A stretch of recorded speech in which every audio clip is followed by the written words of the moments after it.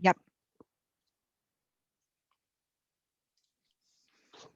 You're All good to right. go. Perfect. Okay, so good morning or good afternoon, and thank you to everyone who has joined us today. For those of you who I haven't met, I'm Catherine LaRocque, Senior Manager of Ecolabels and Resources, and I'm going to provide an overview of GEC's proposed attestation framework. First, I will provide an overview of the actual concept and the development roadmap, walk through key documents, and explain how participating manufacturers can provide feedback. And lastly, I'll provide a brief timeline of when we plan to publish, train, and launch the use of attestations, which should leave plenty of time at the end for any questions you may have.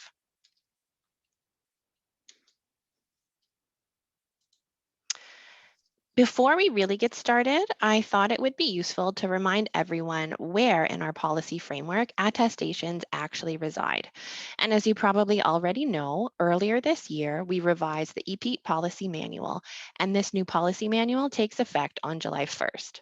One of the new additions in the revised policy manual is section 5.5.5, which actually introduces the mechanism for the use of attestations, called conformity assurance, where regulatory requirements exist. Section 5.5.5 of the new EPEAT Policy Manual indicates that an attestation can be used as evidence to demonstrate conformance with select required criteria where there are regulations in effect in a country where the product is EPEAT registered, and those regulations address the requirements of the criteria. Just to be clear, using an attestation will be completely optional, and the decision to use one will be entirely up to each participating manufacturer. Now, the purpose of today's webinar is to actually introduce the attestation framework we have been working to develop over the last couple of months and to identify areas GEC is looking for feedback. If you participated in the previous webinar on this topic, you have likely seen this graphic already, but it does provide a good overview of the process we are following to actually develop and launch the attestation mechanism. We held the first webinar back in April, and since then, we have been working to identify a list of criteria and countries where an attestation can be used. We obtained legal guidance to confirm that there are no risks in allowing for the use of attestations, and we developed attestation templates and a guidance document that will be an important resource for CABs and manufacturers who are actually implementing attestations. We committed to engaging with participating manufacturers again once we had these key pieces developed, and that's what we are doing today. To be clear, today isn't your only chance to provide feedback, and in fact, I would encourage you to first really take the time to review the documents and then provide feedback to me by July 21st. After July 21st, we will then consider any feedback we receive, hold a webinar to discuss the final documents with you again, conduct training, and then have the attestations ready for use by August 23rd.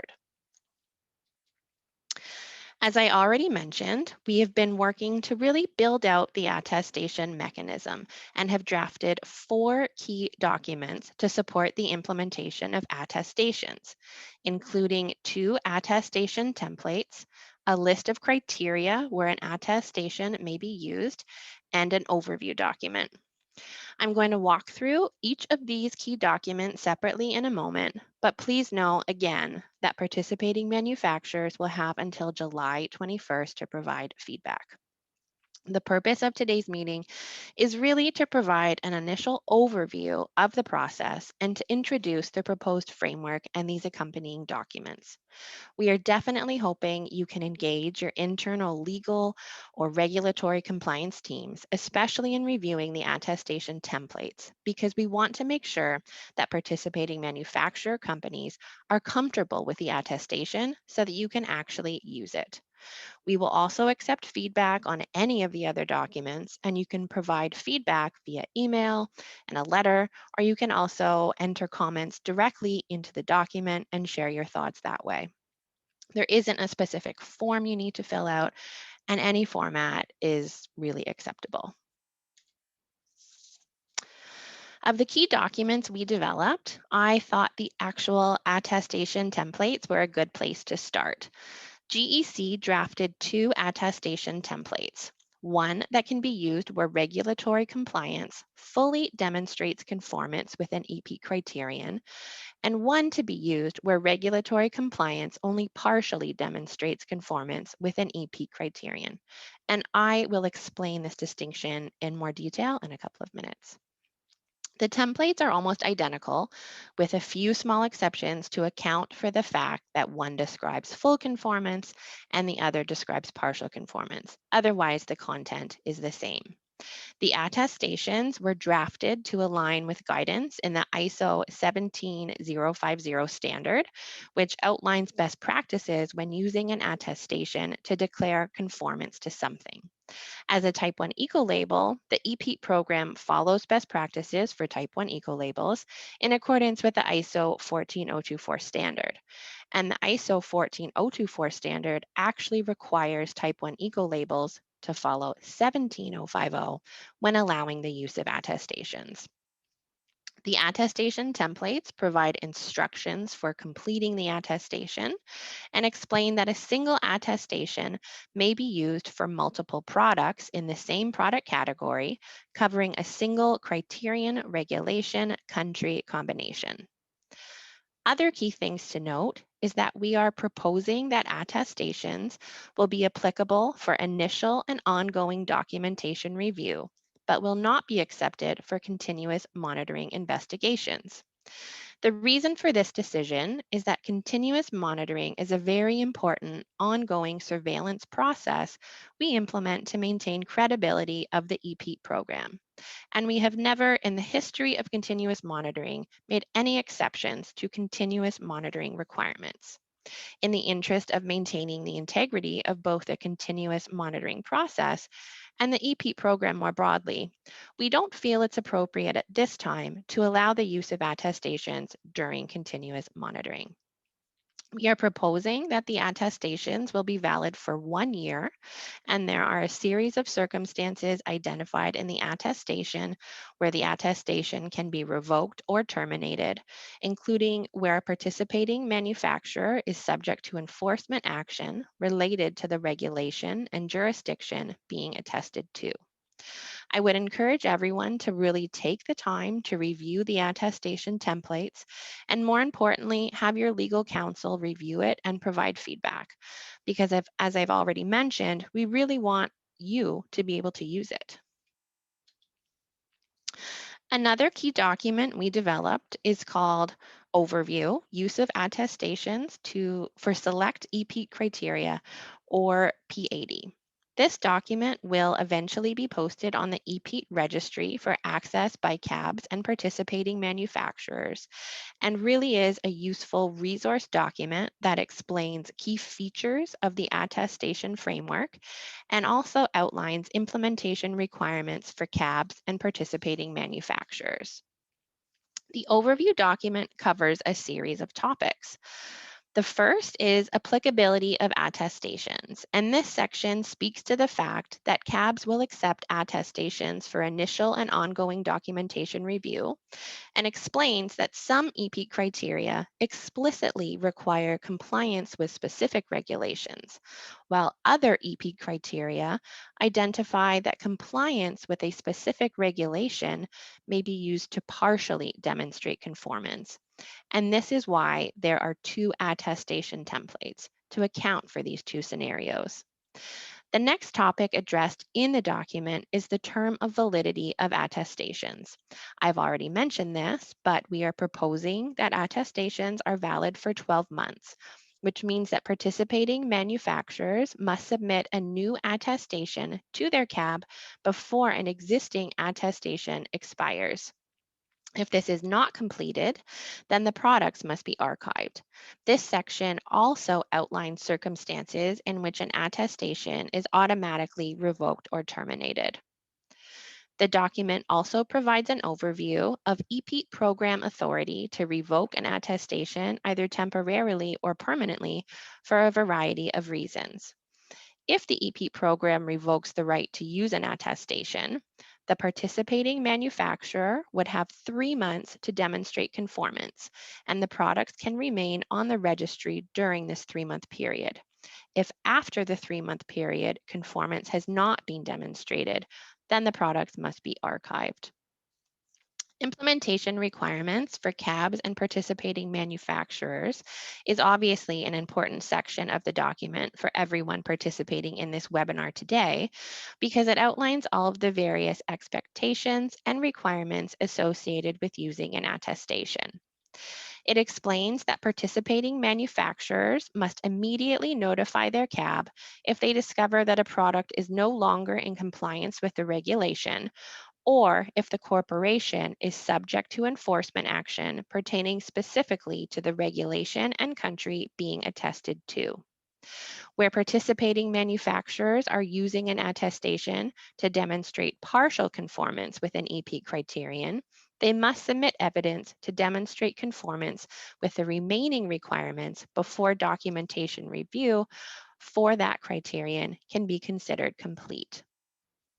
Section 7 of the document explains that GEC maintains a list of required EPEAT criteria where attestations may be used, and that this document will be reviewed at least once every 12 months and anytime a new EPEAT product category is launched or revised. We will review this document together on the next slide, so I'll go over this one in a little more detail in a couple of minutes. And finally, Section 8 of the overview document explains how CABs and manufacturers can submit requests to amend the list of EPEAT criteria where an attestation may be used. Submissions must be made in writing to GEC and will be evaluated within 60 days if they are considered complete. To be considered complete, the request must state the EPEAT required criterion, regulation, and jurisdiction that they would like to be added, and clearly identify how the regulation fully or partially fulfills the requirements of the EPEAT criterion in the jurisdiction indicated. Now, in terms of the feedback we are looking for on this document, we are really willing to accept feedback on any and all aspects of it. There is nothing we're specifically seeking input on, but of course, welcome all comments, questions, and suggestions. Last but not least is the list of EPEAT criteria where an attestation may be used. And just like the other documents I've described, this document will also be posted on the back end of the registry where it can be accessed by participating manufacturers and CABs.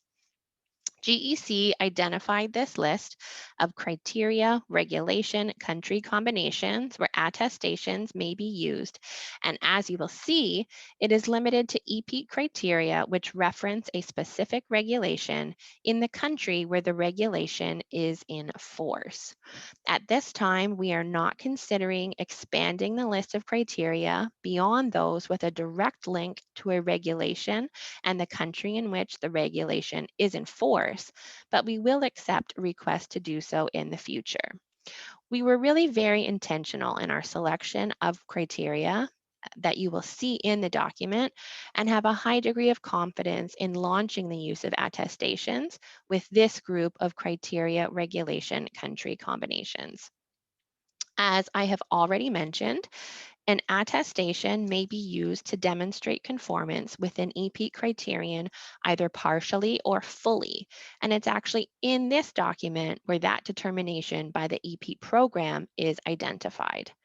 In terms of the key feedback we are looking for on this document, we have actually flagged items we are specifically looking for feedback on in red font. So I would certainly draw your attention to those items as you're reviewing this document. This is a screenshot of a small section of the list of criteria, but as you can see, the table clearly identifies the product category and the criterion, regulation, and jurisdiction combinations that can use an attestation. If a combination is not listed in the table, it may not use an attestation. You can see in the last two columns, we have indicated whether the attestation demonstrates full or partial conformance. And for those where it demonstrates partial conformance, we have identified what additional evidence must be provided. And you can also see here in this screenshot an example of how we flagged items in red font specifically for stakeholder feedback. So please do take a look at those items in red. Again, as a reminder, you can submit feedback to me via email until Wednesday, July 21st. And as I've already mentioned, there's no specific form or predefined format you need to use. You can send me an email, a letter, give me a call, insert comments directly into a document. Any of those options work. On the attestation templates, we are really looking for feedback from your legal counsel on whether your organization would be comfortable using the attestation. Again, on the overview document, we aren't looking for feedback on anything in particular, but welcome all comments and feedback that you wish to bring to our attention. Lastly, regarding the list of criteria, as I've just mentioned, we are looking for feedback on those items highlighted in red.